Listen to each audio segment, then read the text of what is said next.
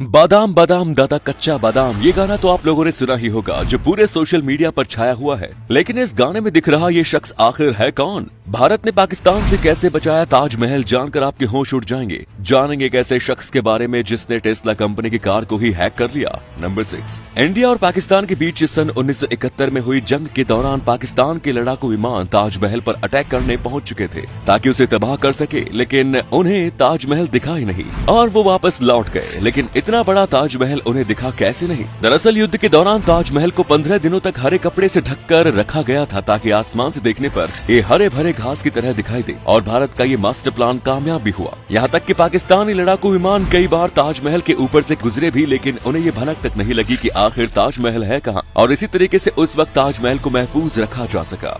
Number 5, video में दिख रहे इस शख्स का नाम है भुवन वैदकार, जो वेस्ट बंगाल के एक छोटे से गांव में रहते हैं। भुवन पिछले 10 सालों से अपना पेट चलाने के लिए कच्चा बादाम बेच रहे हैं। बचपन से ही भुवन को सिंगर बनने का शौक था और इसी शौक के चलते ये गाना गाते गाते बादाम बेचा करते थे। एक दिन ये गाना गाते गाते बादाम बेच रहे थे, तब किसी ने इनकी वीडियो बनाकर यूट्यूब पे अपलोड कर दी। ये वीडियो सबसे पहले बांग्लादेश में वायरल हुआ, जिसके बाद इंडिया के मीम पेजेस ने इस वीडियो को म्यूजिक के साथ रिमिक्स कर इंस्टाग्राम पर वायरल कर दिया, जो आज बूढ़े बच्चे जवान हर किसी को खूब पसंद आ रहा है। वायरल होने के बाद इन्होंने एक बादाम ऑफिशियल सॉन्ग भी बनाया, जिसे आज खूब पसंद किया जा रहा है। ऐसे करके भुवन का सिंगर बनने का सपना भी पूरा हो गया। नंबर 4, अक्सर एलन मस्क अपनी टेस्ला कार की सिक्योरिटी को लेकर बड़े बड़े दावे करते हैं, लेकिन उनके ये दावे धरे के धरे रह गए जब 19 साल के एक cyber security researcher David Colombo ने टेस्ला की कार को हैक कर लिया। दरअसल डेविड ने टेस्ला कार के डोर ओपन और क्लोज करने से लेकर म्यूजिक और कार के सेंसिटिव डेटा तक को हैक कर लिया। हालांकि ये बात भी है कि डेविड कार की स्टीयरिंग और ब्रेक को हैक नहीं कर पाए, लेकिन डेविड ने ब्रेक फेल से लेकर बाकी सभी फीचर्स को हैक कर लिया। जिस कंपनी में डेविड जॉब करते हैं, उसी कंपनी के सीईओ के पास टेस्ला की कार है, जिस पर इस हैकिंग को ट्राई किया गया।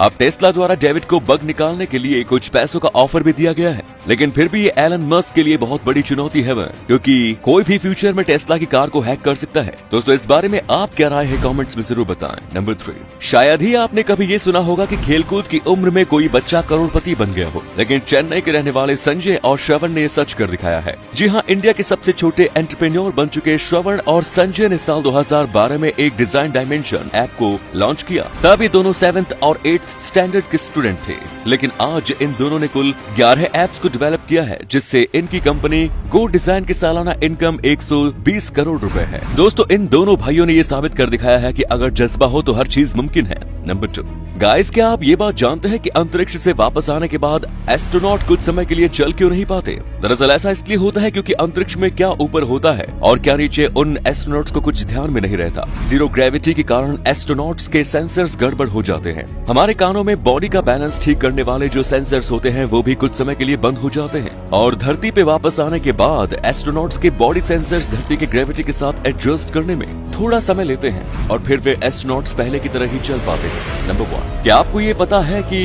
लिम्ब लेंथनिंग सर्जरी की मदद से आपकी हाइट बढ़ाई जा सकती है, वो भी किसी भी उम्र में? इस सर्जरी के दौरान आपकी हड्डियों को काटा जाता है, फिर उन हड्डियों को अपनी पोजीशन पर टिकाए रखने के लिए उनमें बहुत सारे कीलें भी मारी जाती हैं। इसके बाद उन हड्डियों के टुकड़ों के बीच में रोड्स को घुसाया जाता है, फिर एक दिन इन रोड्स को 1 mm खींचकर लंबा किया जाता है। यानी अगर आपको अपनी हाइट 1 इंच जितनी बढ़ानी हो तो इस पूरे प्रोसेस में 1 महीने का वक्त लग सकता है। इस सर्जरी को करने में लगभग 2 घंटों का समय लगता है, और इस पूरे सर्जरी में करीब 1.5 करोड़ रुपए का खर्चा आता है। दोस्तों, आप लोगों को क्या लगता है कि क्या ऐसे सर्जरी हमें करानी चाहिए, या फिर ऊपर वाले ने हमें जैसा बनाया है उसी में खुश रहना चाहिए?